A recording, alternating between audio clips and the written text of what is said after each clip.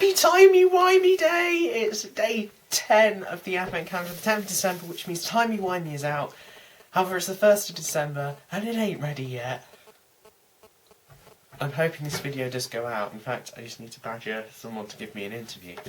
So I can get that typed up. But anyway, let's get talking a little bit about Timey Wimey. It's out now. It features interviews with Janet Fielding, Mark Strickson, Matthew Waterhouse, Sarah Sutton and Terence Dix, who gives a bit on the Five Doctors, and Maurice Roves, all of whom lovely to speak to. And if you buy the magazine you get a CD as well, all for the amazing price of £2.50. And a quid of that is either a quid or 50p, I'm not sure what we decided at that point, goes to charity. So yeah, go order it now. Please note, Christmas orders, this is literally your final 5 days to get your orders in. Yeah, and today here's a snippet of the interview with Janet and Mark. Obviously you can hear it in full and read it in full in Timey Wimey. It's been great talking, and this week we've got a lot of Timey Wimey themed content, so I'll see you around. You're interviewing us on your iPhone. I know. I have to. I can't afford anything else. Hey. This is from my stepdad. And this is it's pretty good. as good as anything, actually. It is. Yeah. So what inspired you both to get into acting? Um, Yeah.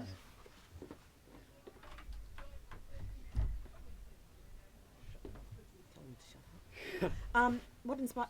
I started at university, and we used to do rehearsed readings from the English course in our degree. And 3 or 4 years ahead of me at university were Billy Brown and Geoffrey Rush.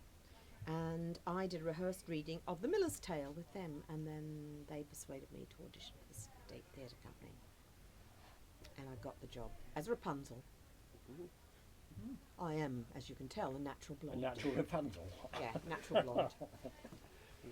My brother applied for an audition for the National Youth Theatre and didn't turn up, and I went instead, and I got into the National Youth Theatre, where I ended up writing the music.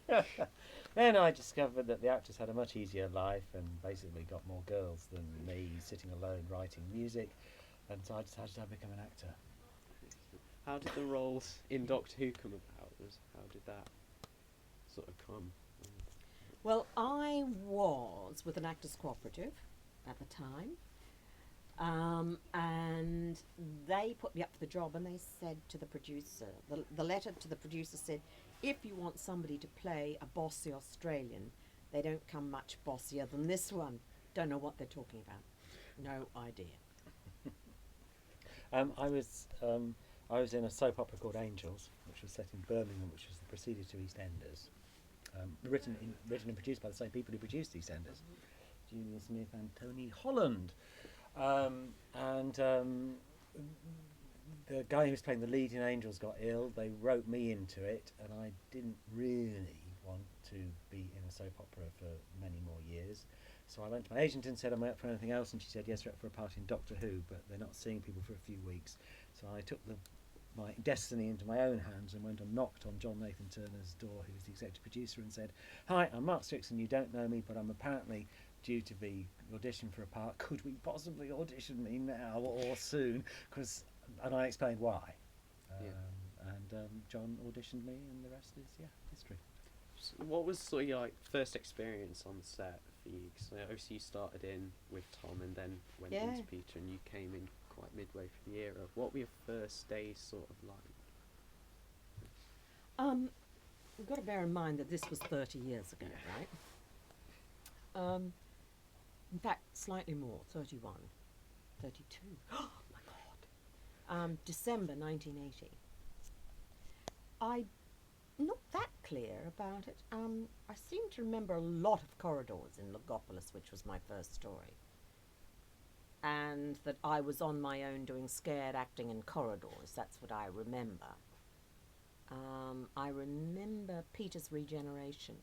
I was very bewildered, actually. And in those days, people didn't give you a lot of help. They just didn't.